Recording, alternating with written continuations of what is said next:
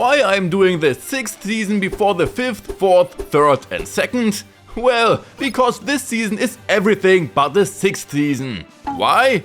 You could place this season after the first one, not after the second, where they were in the virtual world with the Big Five, after the third and therefore after Madik, after the fourth, so after Orichalcus, and after the fifth it isn't possible again, because Atem went to buy cigarettes. So that's why we are diving into the so-called 6th season today. Smash the like and subscription button if you also believe in the heart of the cards, and let's dive right in.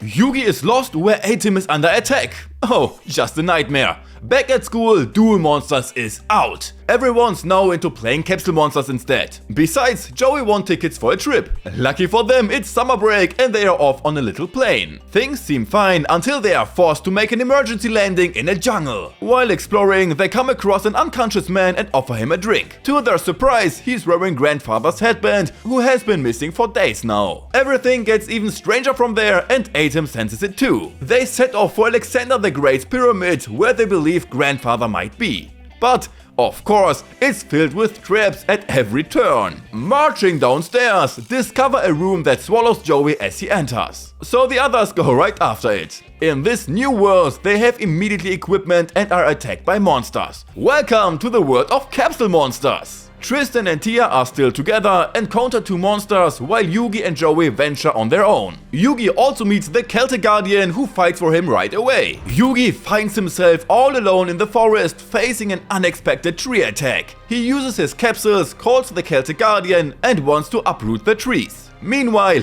Joey nearly became a meal. Down from the nest, he almost dies if he wouldn't stumble upon the baby dragon, which saves his life. Tia and Tristan also have their own monsters, but have to fight a strong water monster. Joey has to escape, Yugi keeps trying against the tree and slowly looks through the game. Joey manages to escape, but Yugi's situation gets even more troublesome, as they are now surrounded by enemies which are interested in recreate a hentai. However, Yugi has other plans. He reaches for another capsule. With his new fire monster, he can provide for some firewood. Joey stumbles upon the One Piece, but gets attacked after opening the treasure, and is getting saved by the dragon, obtains a treasure map, and their adventure continues. Tia and Tristan's monsters endure many attacks, with Tia's monster healing Tristan's, which doesn't help so much. They get bombarded and after they finally get a hit, the monster just digitizes into a bigger monster. The only salvation comes in the form of Grandpa Muto's summoned skull. Yugi meets Tia, Tristan and Grandpa. Joey also swings by in the evening. There's probably just one way out through all of this, which is that they'll likely have to play the game. And right from the start, they find themselves surrounded and in a brawl. In the midst of it all, the players feel the pain inflicted at the monsters. Grandpa nearly becomes a snack, so they quickly divert their attention and make a hasty exit. It dawns on them that they are atop a colossal turtle, and Joey's intuition tells him that these monsters mean no harm, from wherever he knows that. Nonetheless, the turtle wants to take a dive, so they all descend into the temple. Inside, they stumble upon a magic lamp, including Jin. Yugi challenges him to a 1-on-1 showdown, and it even looks like Yugi might lose until the door swings open, freezing Tia and Grandpa in their tracks. Another monster enters the scene. Now, Yugi's ready to take on both opponents simultaneously, though Joey and Tristan refuse. Jin uses fire, the ice guy, well, ice, so they let the two monsters duke it out and obliterate each other in the process. A plate comes up with a clue, and so it goes on the next trip. Our buddies need to cross the river, but I wonder what's in there. If only they had a flying monster. Well, they venture through a cellar and find themselves in a whole new place. More precisely, at a graveyard where they immediately have to fight. But there are way too many enemies. Luckily, Joey summons his next monster, as does Yugi and Tia. Now they get away from there. Arrived, the temple seems surrounded by walls. Flying over them isn't an option, and even the summoned skull doesn't work either. However, Yugi has a brilliant idea. By mimicking the pose of the statues, he triggers the door to open. Yugi dashes inside, falls down, executes a front flip, all for the show of course. But now there's an even bigger problem. The statues come to life. Yugi also needs to find a way out as the walls close in on him. He touches another capsule and ends up with a dark magician in his arsenal. The group takes a beating, but Yugi pulls off a special attack that annihilates all 4 statues at once. Unfortunately, the summoned skull is broken now. They reach their goal, secure the armor, and in the end, there's a corridor waiting for them. Arrived at the desert, Grandpa must rest a little. Good that there's a village which have already expected Yugi and the others. The village elder hands them the first of 5 tests. Where does the desert wind originate? Tia receives a talisman and their quest begins. Grandpa, despite being on the brink of exhaustion, insists on joining the journey. Their first encounter is with a monster that keeps vanishing into the earth, but the Dark Magician puts an end to it.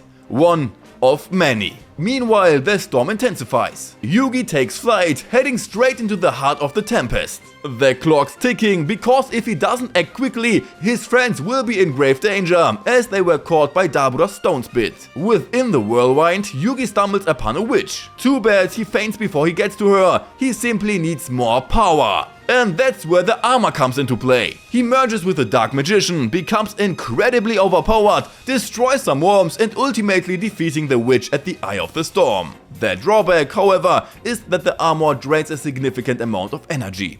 Additionally, the village has disappeared. The talisman lights up to a 5th and a door opens, leading them to the next test. Upon reaching a floating island, Yugi finds himself completely drained and in desperate need of some rest. So the others tried without him. Yet again, they encounter a riddle along the way. The guys continue their journey while Yugi and Tia remain behind. As they reach an unbreakable stone, true to its name, it proves to be utterly unbreakable. But then, after an attack, a monstrous entity emerges. Initially, it praises the sun. The monster uses the sun to launch attacks. These are strong enough to even damage the indestructible stone. Yugi wakes up just in time, figures out the second riddle, and realizes his friends are in grave danger. By weakening it, Tristan was able to destroy the stone, and immediately after, the monster itself. Now, a second, more powerful monster arrives to make even more trouble. It's so powerful that Yugi has to merge with the magician and take on the challenge solo. A treasure shows up, the test is passed. The treasure consists of wings that will enable all of them to escape from the island. Arrived on Lava Island, where Joey sets out alone to find a clue to the puzzle. The attacks from the Red Eye put a little pressure on him. Anyway, the others find the riddle much sooner. They go up a volcano where Tristan obtains a new dragon out of luck. And there's a sword on top of the volcano. If they pull it out, the test is apparently passed. However, this proves to be more challenging than anticipated because Joey also undergoes a transformation and becomes an opponent. The two fight each other as the sword slowly sinks. Everyone joins forces to take on Joey except for Tia. So it's up to Yugi again. He attacks Joey, who slowly regains his senses and resists protecting himself. The problem is, the sword is gone and the Red Eye is still alive. Yugi takes it down so Joey can get a sword out of him and hey! That's the actual sword from the puzzle. Thus, they pass the test. Joey receives another capsule and the adventure continues. The next test is a simple one. Find an apple. In the process, they are somewhat locked in. Thankfully, a giant melon reveals a secret passage, leading them to 3 golden apples. But oh no! The melon isn't a melon at all! It's a caterpillar! A maze comes up and they get separated from each other. Tia comes across an opponent plus capsule, while Tristan discovers a new capsule that allows him to easily break through the maze and pick up all the others. Back again, there are only 2 golden apples left, with Grandpa and Tristan also gone. And they are stuck dealing with Tristan's monster, which they can't seem to stop it. The other 3 have a showdown with the big moth. So, Mage Fusion, get all the strong monsters out and attack this thing with a triple attack, which only makes it become the ultimate moth. Yugi now eats one of the 2 golden apples and the Dark Magician becomes the Magician of Chaos, with which he instantly merges. The moth stand no chance against him now, and there's 1 golden apple left. That's now sacrificed and the test is passed. Our friends are back where they were at the beginning. And there, the 5th test is already waiting. Alexander the Great, who once possessed the Millennium Ring, provides them with instructions and hands Grandfather a capsule monster. They come across a ritual where one is to be sacrificed for the blue eyes to continue keeping the 5-headed dragon at bay. However, our friends are determined to take matters into their own hands and defeat each of the 5 individually. Each of them takes on a dragon and in the process, Yugi even acquires the Black Luster Soldier. While everyone defeats a dragon, it's not as straightforward as it seems. All dragons meet at one place. Yugi lures them to the village where he pulls a mystical sword out of the ground with the help of the Black Luster Soldier